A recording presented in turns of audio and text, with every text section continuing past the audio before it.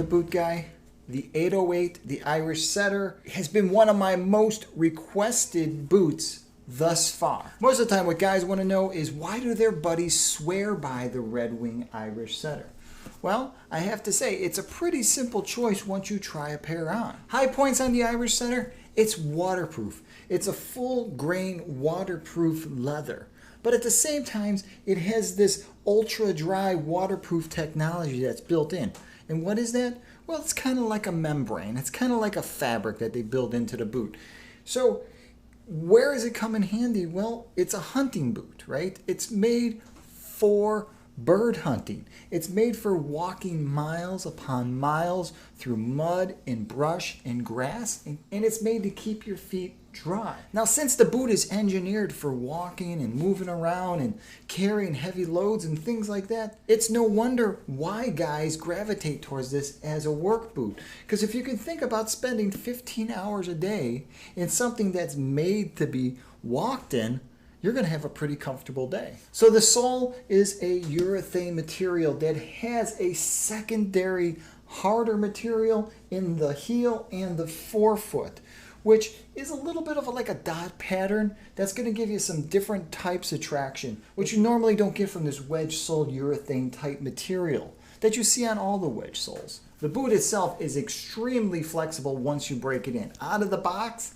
not so, mainly because it's a Goodyear leather welt. So this boot's going to take a little bit to break in, and it's not going to be an easy break-in period. It's going to take you a day or two to get these kind of flexing and soft and just ready for work. The 808 has a mock toe, and this is one of the weak points in my opinion for this boot as a work boot. As a hunting boot, there's no weak points whatsoever, but as a work boot, this mock toe is not going to be the most durable part of this boot. So if you're somebody who really likes the Irish Setter, the 808s, and all the other ones in this series, this is one of those sections where you might. But outside of that, the boot is comfortable. The boot fits really nice. And for the money, it's something we should be looking at as a work boot. Welcome back, everybody. In this video I'm going to be showing you, these are HISEA boots. There really isn't any outs that I can see so far. Everything seems to be good. I actually wore them for the past week. That's why they're dirty, because I wanted to test them out and actually feel how they are in my feet and stuff. So this boot right here is actually called the Apollo Hunting Boot. This is the Camo Vista camouflage pattern. There's actually 5 different options for color. I think like 3 camo patterns and then a couple different colors like brown, black, and tan, I believe. I have to look to be sure. But obviously you have a nice rubber sole and super good traction on the bottom. You certainly have good footing when you're on slippery objects with that kind of traction. From the base to the top of the boot is 16 inches. They come with a clinch buckle on the back for a good seal when you get the boot on. What's really handy about this is you can get a really good tight seal to the back of your leg if you're going through swampy areas and you're nervous about actually going in over your boot. At least you can minimize the damage by keeping the water from going into the boot. Thanks for watching, everybody. I'm going to have a few more reviews coming up. I'm going to get these knocked out so we can focus on the hunting season ahead. Today we're going to talk about the Infinity FD rubber boots. Our rubber boots come in uninsulated 800 gram and 1600 gram insulation. We'll start at the top. All of our boots have an adjustable calf gusset for customized fit for users. We have an antimicrobial moisture wicking lining which helps fight odor as well as wicks moisture away from your foot to help keep your foot dry and warm. We have the Infinity FD Anti-Fatigue Energy Return System, which is a patent-pending system which absorbs shock while propelling you forward. We have solar core technology in our 800 and 1600 gram boots. They all come made with solar core insulation. We run our solar core along the bottom of the boot up over the toe toe cap. This does two things. It acts as a barrier. This is the solar core insulation.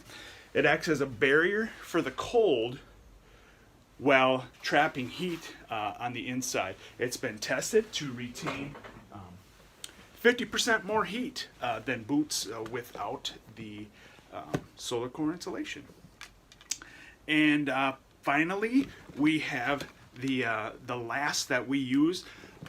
Provides a secure, comfortable fit while allowing you to kick it off with ease after use. Thanks for watching.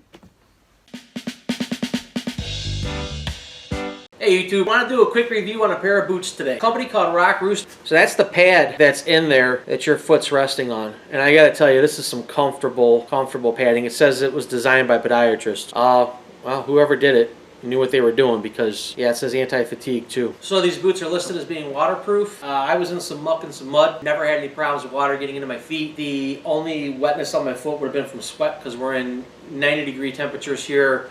I'm outside of Cleveland, Ohio, and we're in a heat wave right now. It's the middle of July, so we're getting hammered right now with the heat. As far as durability goes, I have no complaints at the 2-week point. As I continue to wear them, if something comes up, I'll post a comment at the bottom of the video about it in the description. I'll put a link down there, or I'll do a follow-up video. But so far, what I've seen, it's a quality boot. Bang for the buck. You're getting your money's worth out of this. And going back to being comfortable, wow. I mean, I was blown away by them. If you're interested in these, or if you're looking to buy a pair of boots, I would highly recommend giving these guys a look-see and seeing if it fits within your budget. And at least for this style here, the AK669, no complaints from me. I highly recommend them. There's a list of all the product specs on there. I don't want to bore you guys with them. If you know anything about my reviews, kind of no BS. I try to stay away from, fans. I hope you found this helpful, and I'll see you in the next video. Before we jump into the unboxing and the review of these NORTIV 8 leather men's hiking boots, let me give you a quick overview. Even though these boots are leather and waterproof, they are much lighter than they look. They feel much more like a sneaker than a boot. I am definitely a fan, but for those who want a little bit more in depth, definitely leather, rubber here. I like the bottom sole of it. I like this tread. Definitely looks like it'll do good in the mud and the rain. Rain's about 9 months here, so definitely have to have something that is good in the rain. This tread up here at the front looks like it will be definitely helpful for me when I'm clambering over things. The buckles are definitely solid, look like good buckles. There's no stitching at the bottom, so this is probably one of the places that they saved a lot of money. It's just gluing the sole on. Got leather on the back, as well as some fake leather rubber. This is actually rubber on the toe.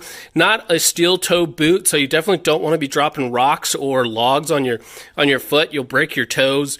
But I really am just getting these for hiking.